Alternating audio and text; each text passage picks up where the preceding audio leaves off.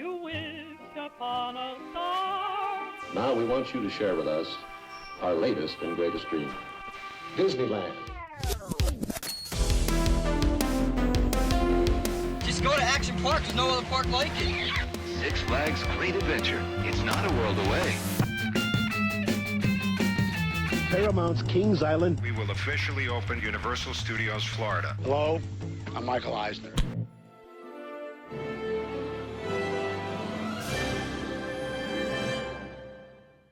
Now, here is your host. Hi, welcome back to the Defunctland podcast. My name is Kevin Perger. Today we are back with Brian from our episode 2 days ago, and we are going to just straight off continue our discussion, starting with Son of Beast.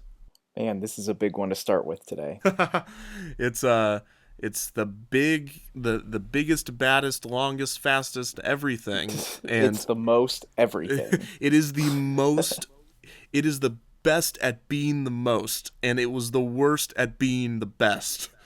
Yeah, okay. That's a tagline. I love it. Yeah, the best at being the most and the worst at being the best. That's awesome. What are your thoughts on this attraction? So, Son of Beast, you know, and the background, and I know everyone here has watched the episode, but the Beast is this phenomenal, historic, incredible, terrain-hugging wooden roller coaster. And, you know, to ride on it, you are truly submerged down in the tree line of this dense Ohio forest. You're darting in and out of caves and tunnels. Like an unbelievable experience. It's nearly 40 now and is still the longest wooden roller coaster on Earth, which is just so incredible when you're leaving the station and they say, we'll see you back here in 4 minutes and 45 seconds or whatever it is. And then comes Paramount, who brings with them all of their movie-making style and says, we need a sequel. They build the tallest, fastest, second longest, leaving the record to the Beast, and only looping wooden roller coaster in the world. I mean, the thing about Son of Beast is it's exactly what you would expect from a 200-foot tall wooden roller coaster that's going almost 80 miles an hour. Isn't that it's awful? It's awful. I mean, it's a nightmare. And, like, I was a young person, and I very much enjoyed it, and I know a lot of people did because it was that true, maybe I shouldn't say true, but breakneck thrill. You know, had a crazy construction with pieces and parts falling during construction, and ultimately just kind of became known as one of the most intense roller coasters in the world. A big accident, saw the loop removed, even though the loop didn't have anything to do with the accident directly, and kind of a very strange story of this giant, colossal, larger-than-life roller coaster that tried so hard to be everything, and it opened the same year as Millennium Force, you know, which is 3 hours away. So it was like this battle: the largest, tallest, fastest wooden roller coaster, the largest, tallest, fastest steel coaster, just a few hours from each other. A real testament to the coaster wars. Not as interesting, I will say, as the Burger Wars. If you watch the Mac, Nothing is if you watch the Mac Tonight episode. Oh, I said his name. The comments are gonna go crazy. Anyways, yeah. But Son of Beast was a crazy coaster. It was weird in that they wanted to make a sequel because I think they just wanted to make a coaster and put it in Paramount Action Zone, and they couldn't figure out anything else because Paramount's a small company comparatively to Disney or Universal. Right. So they were using like Face Off and Drop Zone or something. Movies that you would go, wait, that's a movie? Yeah, like Drop Zone starring, let me look it up. Yeah. No, I'm literally going to look it up. Drop Zone starring Wesley Snipes. Wesley Snipes. And Yancey Butler and Gary Busey. Or Gary Busey. A real box office hit. Yeah, 38% on Rotten Tomatoes. Great drop tower. But favorite little anecdote about that ride is that it went from drop zone stunt tower to drop tower scream zone. Yes, that's exactly right. Only the beginnings of the brilliant naming conventions of Cedar Fair, who came in, bought the park, and had to strip all the movie themes. So you get, wonderful, wonderful renamings like Top Gun, the Jet Coaster, becoming Flight Deck. Just brilliant. I just love how Paramount was. You are lucky in that your medium is articles. Mm-hmm. And so you don't have to say these things out loud. You just have to make sure you spell them correctly. Yes. I have to say some of these things. Apart from Imagineers' names being very hard to pronounce sometimes, or, not sure. I got Marty Sklar wrong once because my editing program put a Y, and so I called him Marty Schuyler. There was who else? Joe Rohde, Joe Road. I mean, that's a tough one. Those are hard. Tony Baxter. It took me forever to get that one. But the what am I going with this? Oh, to say Paramount's Kings Island. And so if I wanted to say Paramount's Kings Island's drop tower, it's like I'm Paramount. So I think at one point in the video I just kind of just go with it and just go, and this was Paramount's Kings Island's drop tower, and it's so many. That's a lot of S's. I never did think about it. And here's a little fun fact about recording for any of you that really care about behind the scenes stuff. I have a slight whistle when I say S's sometimes. Everyone does, whether you realize it or not, but mine gets a little bit more prominent, and my microphone, the new one that I just got, loves it.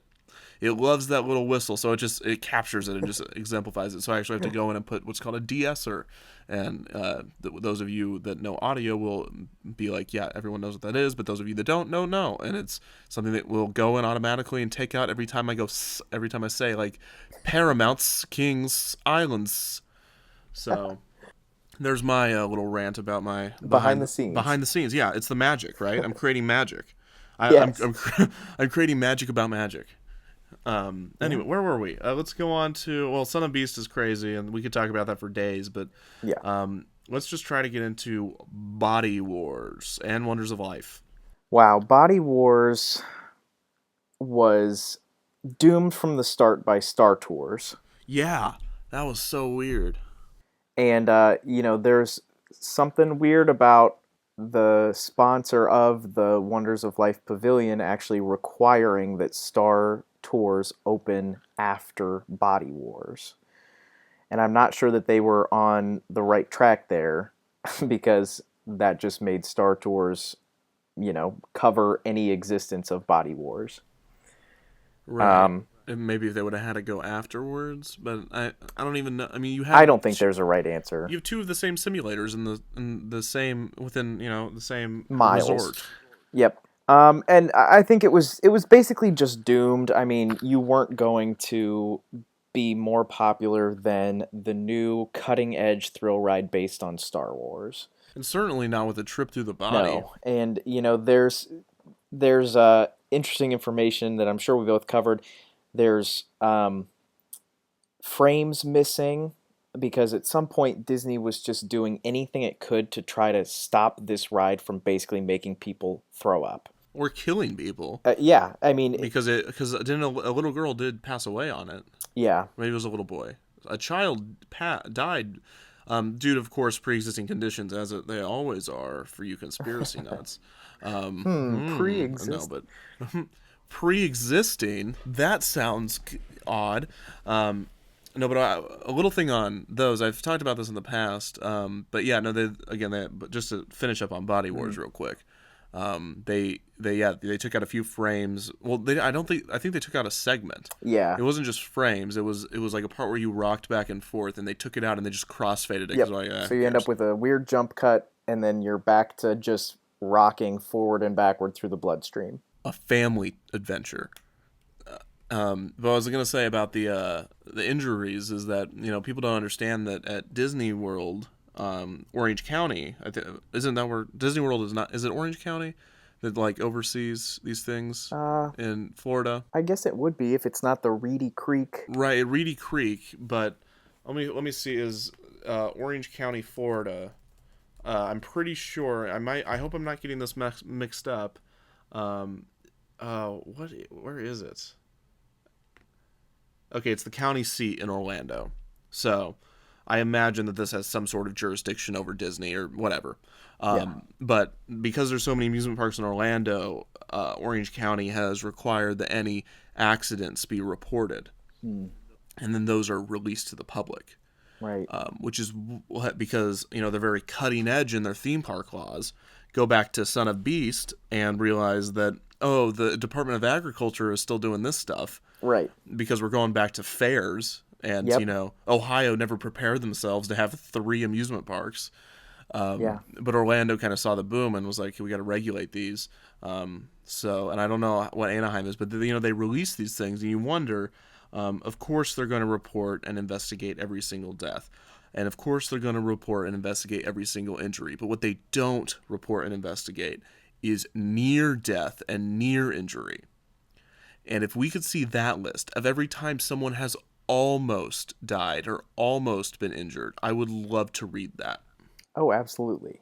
Yeah, and I'm fascinated by theme park accidents, and I try to treat them in the series as serious as they are. I mean, these are people's lives we're talking about, and there's no need to what is the word, exemplify or use them for stories. I just find them fascinating because they happen within these attractions. They have their own histories, but I mean these are real things, and that's why people got mad at me. We'll get to Action Park, but that's why people were from New Jersey didn't love Action Park episode because I said like these deaths are serious and no one seems to take them seriously, and they're like, that place was awesome. And I'm like, yeah, but people died and these people like lived and had lives and families, and you got to treat them with sincerity. And same with America Sings. Not that I would have ever said America Sings was a high thrills attraction, but it was like, yeah, you have to take a step back and put a disclaimer or say something like, treat it with some sort of gravitas. Right. Because absolutely. And I don't know how many times you've had to deal with, talking about death within the articles. Yeah, I mean, it's very infrequently. Yeah. But you're right, and it's a balance, and I mean, for all of these attractions, the end result is just that most people have never been on something that does to their body what Tower of Terror or Mission Space does. Mm-hmm. And you add in adrenaline and you add in the high thrills and whatever, and it's horrible, obviously. I mean, for all of us to have to hear about that sort of thing at a place that we care so much about and plan to continue to frequent. Yeah, exactly. And I mean it's no coincidence that they were going to have a heart attack no matter where they were at this point. Right. Like they were clearly, it's because of the ride, but it was because of a pre-existing condition. Not to say that these rides kill people. Not to say Body Wars killed that poor child. Right. It was just it was a horrible combination of things. Yeah. And that story is also awful. It is the saddest story I've ever read during my research before. The story of that family. So if you want a downer and you want to educate yourself, go look up that, and you'll have a swell time empathizing for that tragedy. Let's move on to Earthquake, the big one in disaster. Well, this one is really cool because what this story basically revolves around for me is the idea that Universal attempted, and obviously we can say that they probably determined it was not a success, but attempted to take an aging attraction, a very self-serious special effects demonstration, and basically said, what if we took it and just made it a joke? Like, what if we kept the same basic concept, the same special effects, the same demonstration, but instead we're like, yeah, this is pretty hokey. Let's just laugh at it together. I don't know. I don't know how successful that was. I always liked Disaster, and I liked the choosing people for different roles, and I thought that was fun. I don't think it was timeless. I don't think it was brilliant or, anything like that. But I know the jury's out, and a lot of people think that was just such a skippable experience. So, what are your thoughts? I don't know. It's I was never thrilled. Wow, I really just exemplified that word thrilled. Thrilled by the concept. Even on the studio tour, the tram tour, it's just things are falling around you. Yeah. Cool. Like the thing is that the disaster was really fun, and parts of Earthquake were really fun. And so the ride itself is really cool, but you get to this point, you see all these fun little things, you've had interactive activities, and then the big climax is like some, it's a rock and it's moving up and there's a flood, and it's impressive, but it's not the climax to me. It doesn't feel like a natural ramp up. They're not preparing you for that. Right. But then I guess you get to see yourself in disaster, so I guess that's kind of the nice conclusion, but it definitely, I never thought that they should build an attraction around that one part of the tram tour, or it's just that was one of the weaker opening day attractions in my opinion. Yeah, absolutely, and it's one that wasn't really expanded. Like, they took this single scene of Jaws attacking you on the Hollywood tram tour and made it a ride. They took a single scene of King Kong and they made it a ride. For Earthquake, they basically just recreated the exact scene but put pre-shows before it. So, right, exactly. That's a good way to put it. Next is Disaster Transport. Not the song Disaster Transport. Is that a song? Yeah. Have you need to go to Defunctland. I'm so sorry I missed this one. Come visit. This was one of my favorite episodes. It's very fun. I had a band make me an 80s esque song called Disaster Transport, very techno space age. It's very fun. It's we even have specific lyrics for Disaster Dave. We accidentally call Alaska the 50th state when it's actually the 49th, but that was already recorded, so we released it anyways. Yeah, it's a lot of fun. I'll tune in. It's called Disaster Transport by Disaster Dave, I think is what the band went under that name for that song. But yeah, no, not the song, the ride. The ride. And you grew up in Ohio, so did you ride this?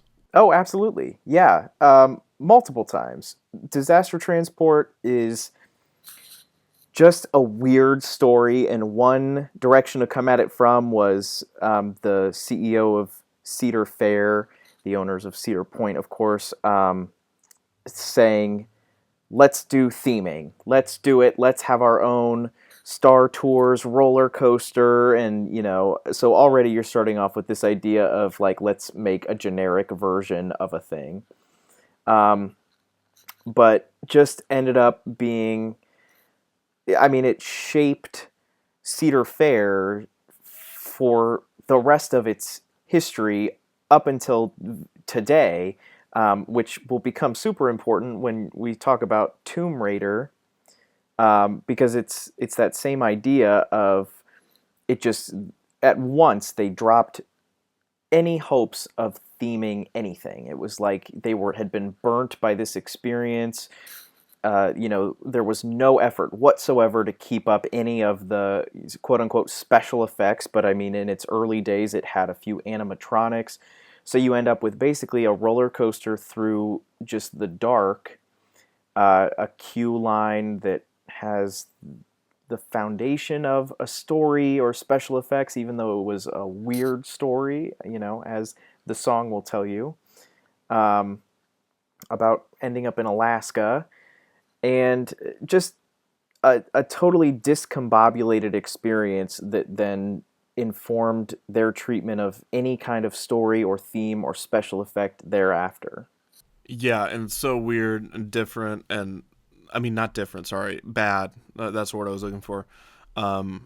It's wacky weird. Bad, like it's funny bad. It's like how you intentionally watch. Yes, bad movies. Yes. I was just about to say that. It is. But it's only funny because they were serious. That's the thing about like the Sharknado movies. We even talked about this in the last podcast, Robo Shark, that they're not funny. I don't find Sharknado movies that funny because they're doing it on purpose. Right. Now, The Room and Neil Breen and Cool Cat and all those videos, I love YMS and Red Letter Media, The Best of the Worst, all of those great movie reviewers on YouTube. Those are funny because they're made by crazy people that think they're great filmmakers, and that's what Disaster Transport was. It was a ride made by people trying to be Disney and thinking they're succeeding. That's exactly right. And it's awesome, and it's so funny to watch. It's like riding The Room. Yes. Very much. Yeah, so I think that's a good way to transition into another movie, Captain EO. Yeah. What do you have to say about Captain EO? I love Captain EO for the behind the scenes. The product is, it's okay. I mean, the dance, the music parts of it are really good, but it's kind of wacky. And anyway, what are your thoughts? I mean, for all the effort that was put into Captain EO and trying to make, and money, a lot of money, trying to make this cinematic experience, it really was a music video, a sort of a poorly done story with a music video tacked onto the end. But, you have to applaud the ambition. And this was the start. So, in the last episode we mentioned Videopolis and Michael Eisner going, we got to get the teens in here. In the 70s, this decade between Walt Disney passing away and Michael Eisner's start, Disney had just totally stagnated. There were so few hit movies. The parks were becoming relics of another time. And Michael Eisner was the one who stepped in and said, we have to do something about this, and we can make these parks into places that have the stories and characters and settings that people care about today, which was, the 80s. And so that's how you end up with Star Tours and Alien Encounter and Indiana Jones Adventure. And Captain EO was like Videopolis. It was like, this is a thing we can do quick because we're a few years off from getting anything Star Wars off the ground. It's in production, it's happening, but let's make something that we can get into Disneyland today. So in that way, I mean, that and Star Tours together are the attractions that reshaped Disney parks and turned them into what we know today. So, weird story, weird behind the scenes, weird product. Yeah, and I did a whole month on this, so I don't really have anything more to say on it. We can just move on to Action Park. Have you ever looked into Action Park? Well, I think you can't be a fan of theme parks or maybe amusement parks without seeing the picture of that water slide. Well, that there's your I know the roller That's coaster. the hook. The roller coaster community calls them GP, general public. Yeah. Which is so rude and mean, and that's why the roller coaster community makes me mad sometimes, because I'll do a video on a roller coaster and I don't know if you've ever been called, you're so GP for getting the exact measurement wrong or something. Yeah. I avoid those communities, but I know exactly what you mean. Yeah. And they're all welcome here. It's just don't yell at me, please. Right. Love you, but stop. And this is if there was of the theme park and extinct attractions and stuff like that, this is the only thing that the majority of, I think, the public know about, is that picture of that looping water slide. Yes. And people don't know where it's from. People don't know what it is. Some people have watched Good Mythical Morning. Some people have watched the Daily Motion thing. But if you weren't from New Jersey or from that area, very few people knew what Action Park was.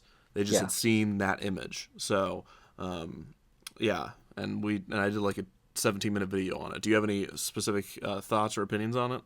I have never done an in-depth feature on the park. There is one on Theme Park Tourist, not by me.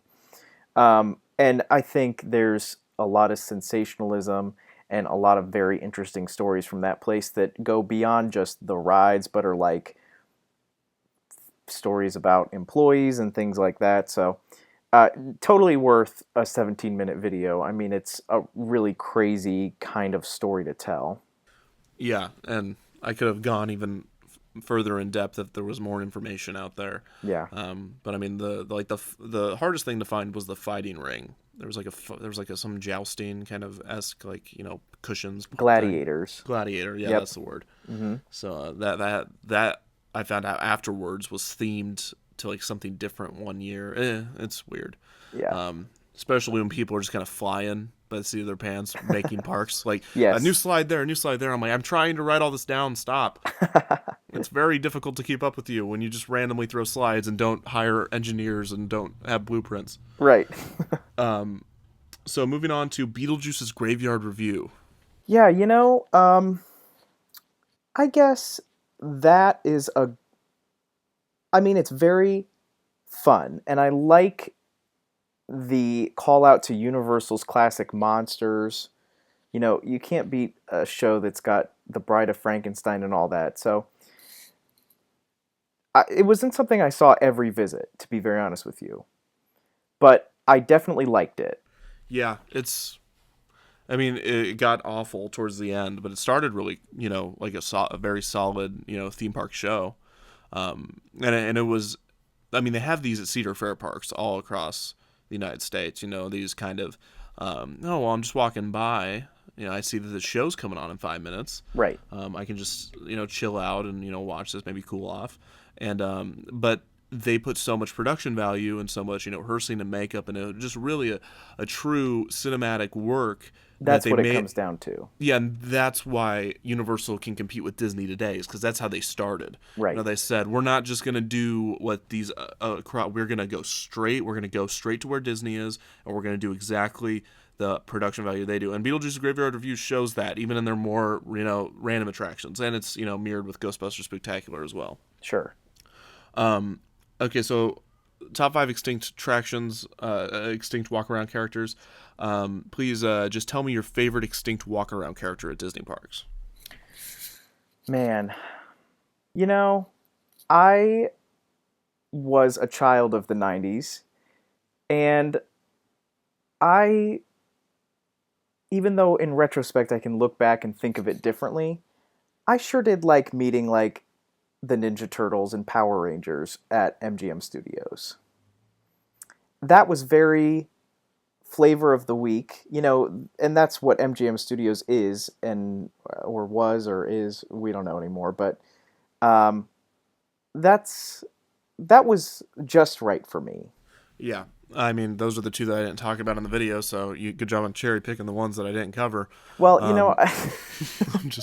giving you a hard time. No, yeah, my favorite would have to be Dreamfinder and Figment. Oh, of course. That's got to be. I think if you go to Epcot today, with the arts festivals going on is a great example. If it was your first time, you'd just go, why does everybody love this Purple Dragon so much? Like, that ride is terrible. Why are people... Yeah, exactly. And I'm doing an episode on that this season, so, oh boy. Yeah. Was that your Lost Legends Journey into Imagination? Yes. Good work. That Thank was you. very, very helpful. So good work on that one. And we're getting towards the end here. Drachenfire. That one is super cool for that story. Is really cool for the people who are roller coaster enthusiasts in the classic kind of sense, because it's such a mixed up story of one very well-known prominent roller coaster manufacturer copying another very prominent roller coaster manufacturer and not doing it well. So, Drachenfire, those of us who've been on a lot of roller coasters, as I know many people listening have, know that a painful steel roller coaster is a totally different experience than a painful wooden roller coaster. And when you can look at the track ahead of you and see a bad transition, a bad angle coming up ahead of you, bracing yourself and slamming your head back and forth on those over-the-shoulder restraints, I think that was Drachenfire's MO. Right. It was just such an odd design. And the behind-the-scenes, both my video and your article probably come under a little bit of criticism, because we used the mainstream storyline that was, that has now been debunked, I guess. I don't know if you ran into this. The whole, well, B&M was going to do this, and then Arrow was going to do this. Arrow came in to do it instead, kind of thing. Has that been debunked?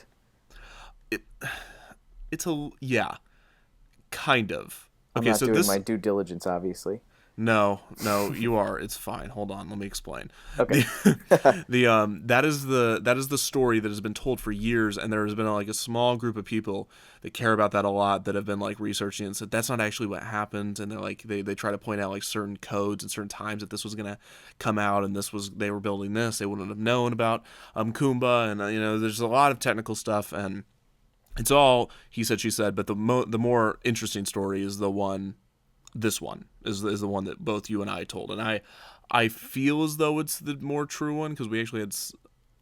Maybe it's not 100% true, but it's definitely the one that makes the most sense.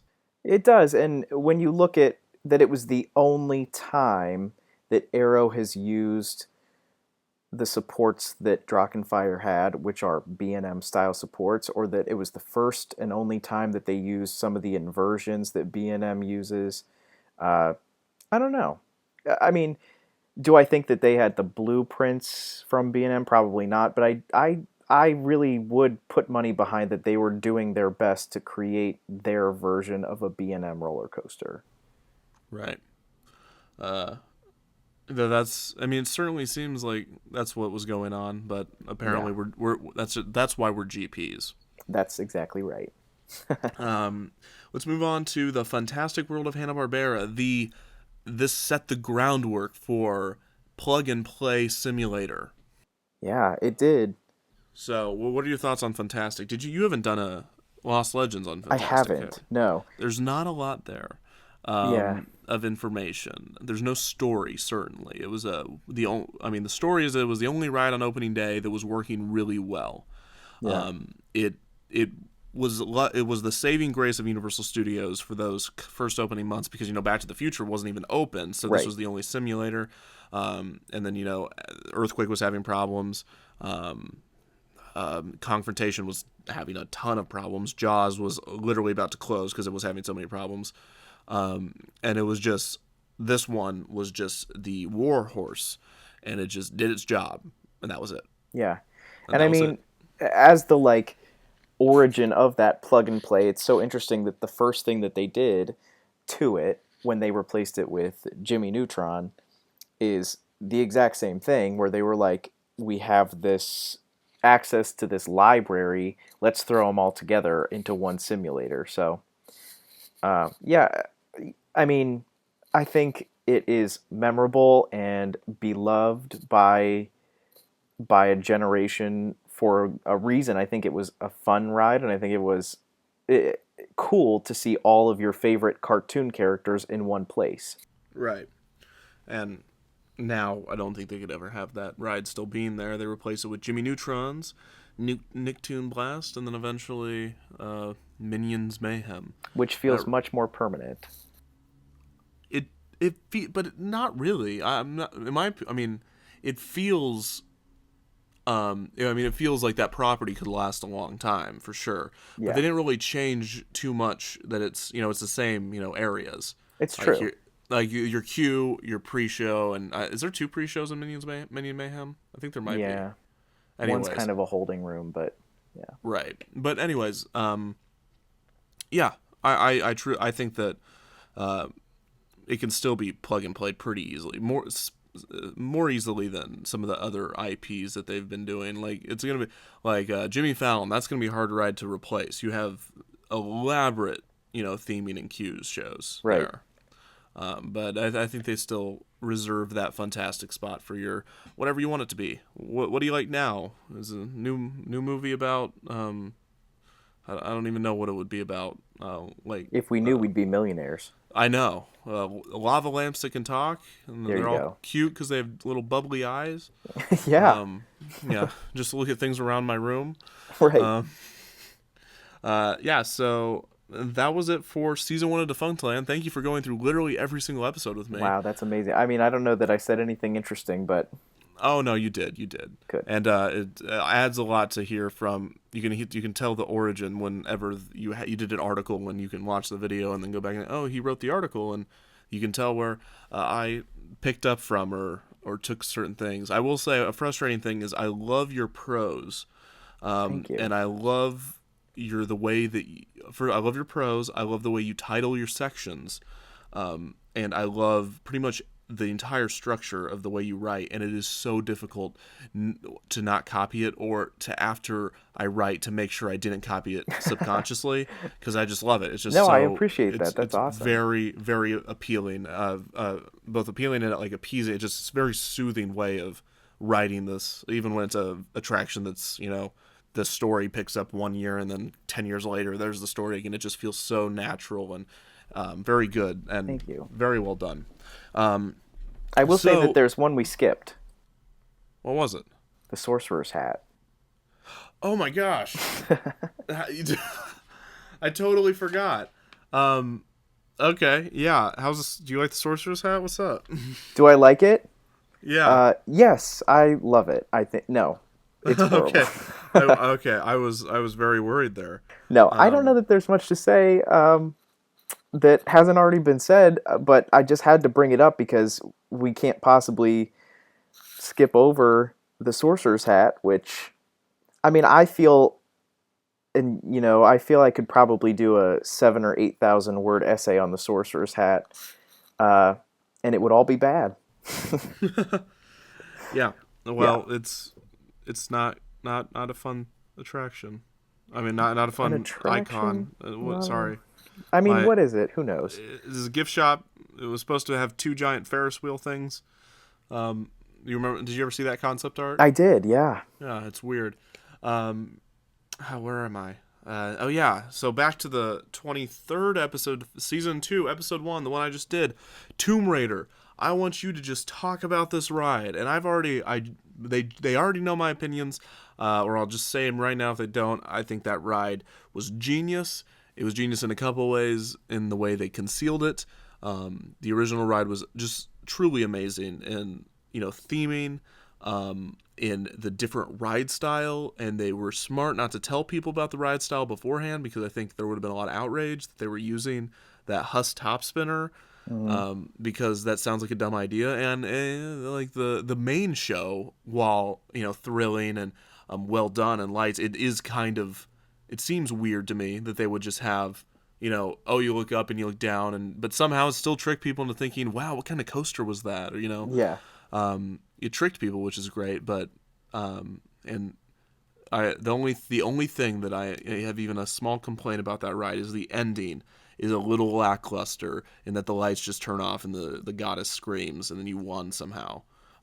Yeah. I guess Laura Croft did it for you. So just talk about this ride. I want to hear your thoughts.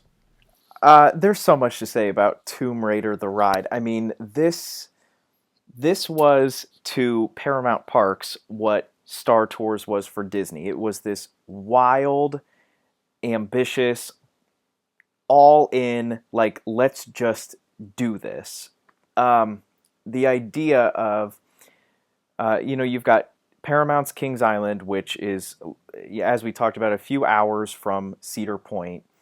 So I think that close relationship between those two parks started to make them diverge a little bit. And, I go into this in my article.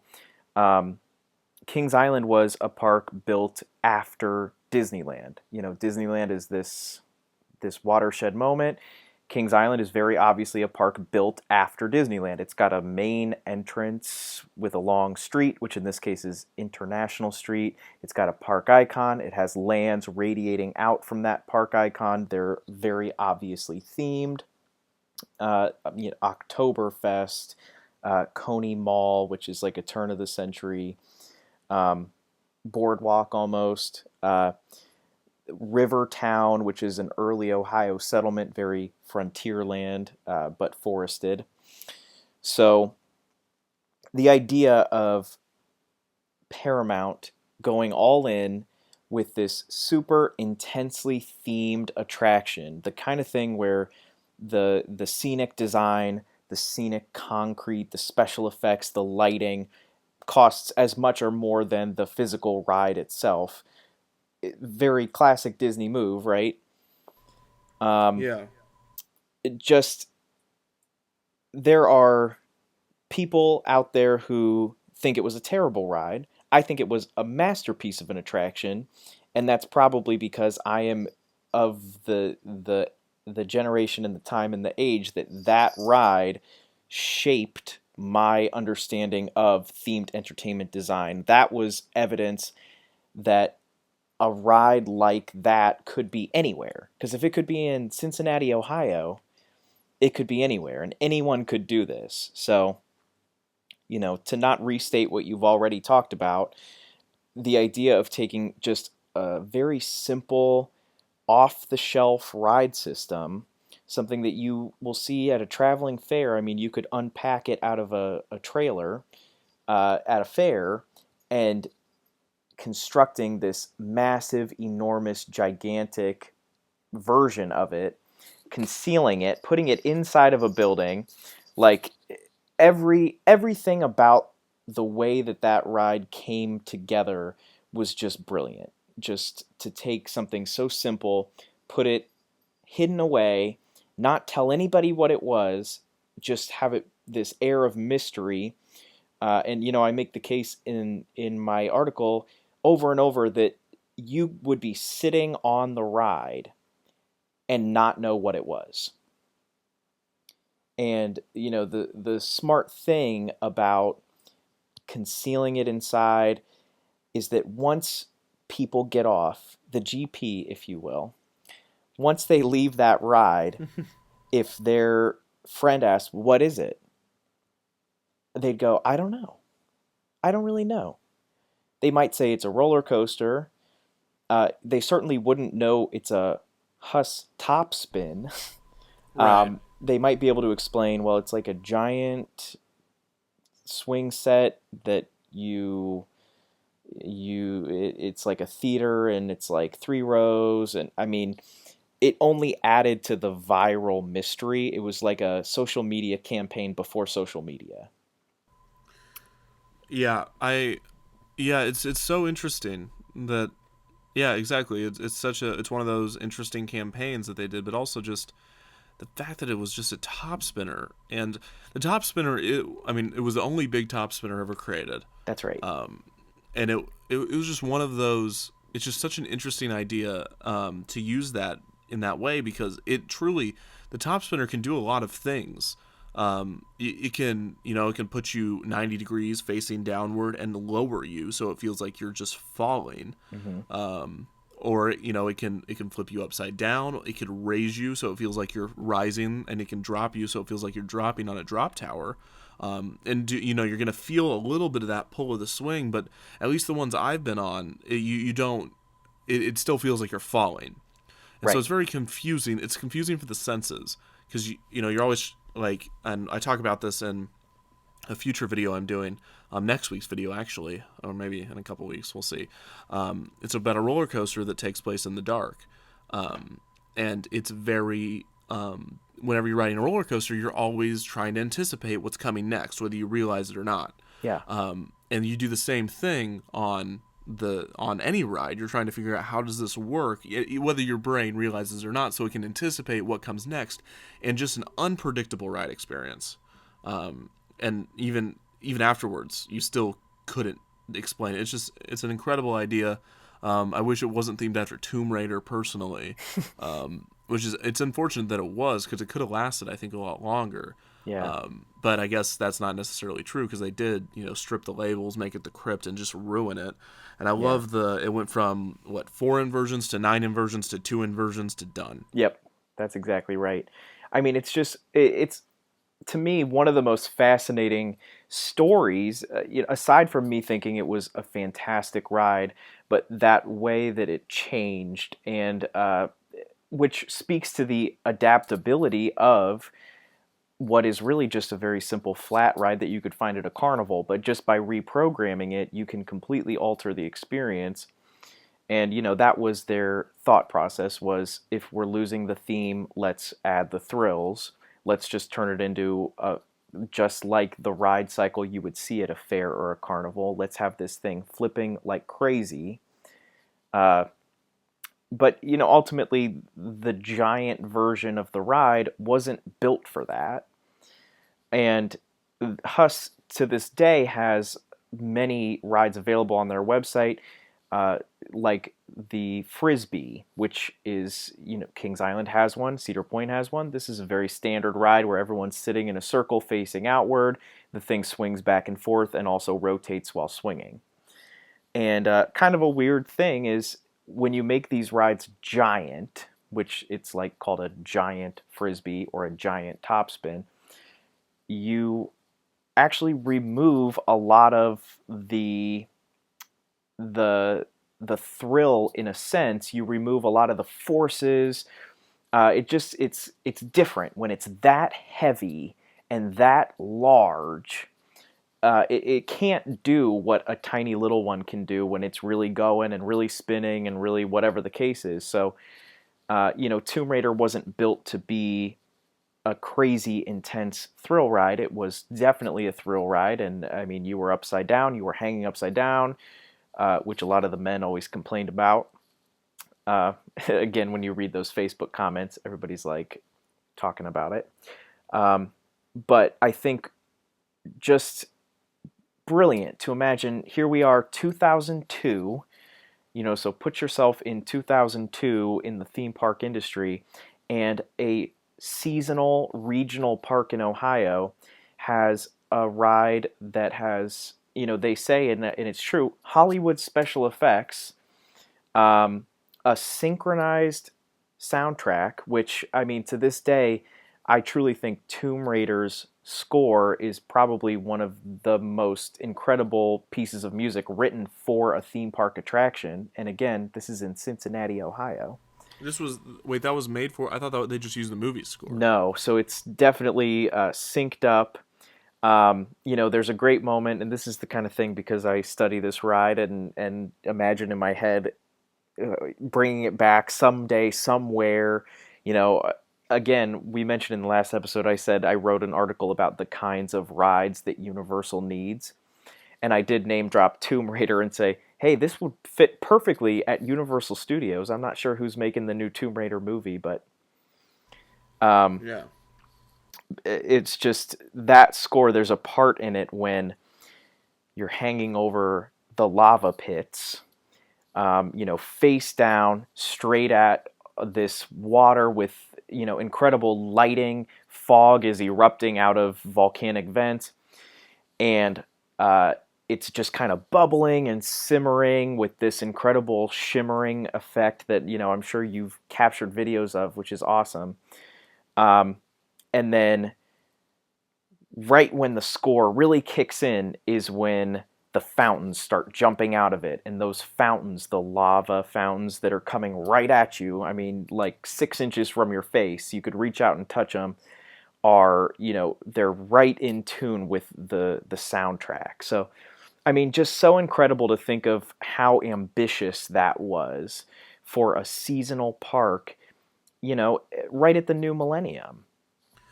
Yeah, it was crazy. I mean, true, I wish it would still exist in some form, because that ride style was never really used again in that way. Yeah. You had Tomb Raider at King's Dominion, and there was another one that you mentioned in the article from another, I think it was an international park, wasn't it? Yeah, it's in Germany. And they use special effects with that, but I mean, in the dark, in an enclosed building, has that ever been done again? No, and I think that the giantness added to it as well. I mean, we said it, but you can feel the weight of that vehicle holding 77 riders compared to, your Carnival Topspin that holds 23. So 77 people in this stadium seating hoisted up 80 feet, to stare this goddess in the eyes. And it's interesting you pointed out the finale being weak, because in my head, this ride is the prime candidate for projection mapping. And just imagine, what mapping that goddess in front of you could be like. You'd see the temple collapsing around you and things falling. You could have her crack at the end, like the wall cracks, and I mean the possibilities with this projection mapping we already know are endless, and I'm sure there are plenty of people who think it's too much, it's repetitive, it's being used as a crutch, but I think maybe this whole idea of regional parks stepping outside of their comfort zone is exactly where projection mapping can step in where practical effects can't.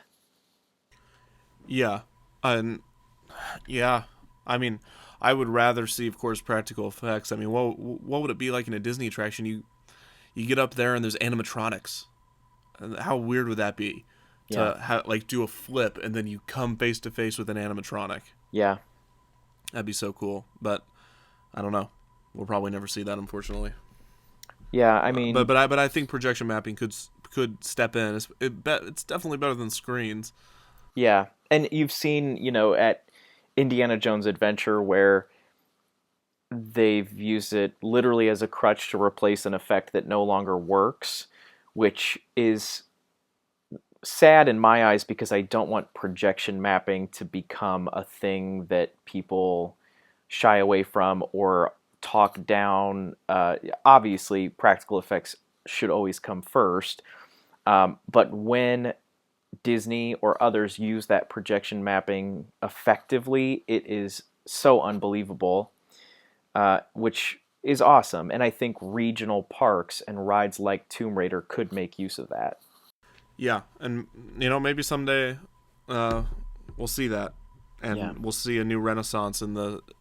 But Cedar Fair is going to have to change a lot, and I heard that Matt Wieman's leaving. Is that right? So he was the president and CEO, and I think what's happening is he's going to only be the president, Okay. or he'll have a role on the board. I mean, we've seen the difference under him, and we've seen that instead of just being a roller coaster now, a wooden roller coaster, we get Mystic Timbers at Kings Island with this whole viral buildup about a finale that takes place in a shed and what's going to happen, what's in the shed. So, again, just by putting a wrecked truck in the queue and aging the station and having a few creepy effects, you turn this wooden roller coaster into something that's so much more. And I think if that is what regional parks learn from the Disney model, I don't think that's a bad thing. And maybe they don't have to go full Tomb Raider the ride, because to be very honest with you, I don't think you're ever going to see that at a Cedar Fair park or a Six Flags park in that same caliber. But if they can see that theming and stories and special effects are approachable and possible for their budget and their audience and their size, and do little things here and there, that's a big victory, I think, for all of us who really care about that sort of thing. Well, I can't think of a better way to conclude this podcast. Can you? I don't know. I must have done a good job. You did a really good job. I think that was your big ramp up, and that was your Full House moment, as I referred to it. You just tied everything together, Yes. and gave me some closure there. So that sounds Perfect. good. Do you have anything else on any of the attractions we talked about on Tomb Raider, or on anything? I mean, I just had a good time. I hope I'm back at the end of season 2. Absolutely. I will absolutely have you back whenever you want. I urge everyone to go check out themeparktourist.com. Check out Brian's articles. They are wonderful. They're a huge inspiration for Defunctland, and you'll see that. And it's just a wonderful series. His Lost Legends is great. His Disaster Files are just wickedly entertaining.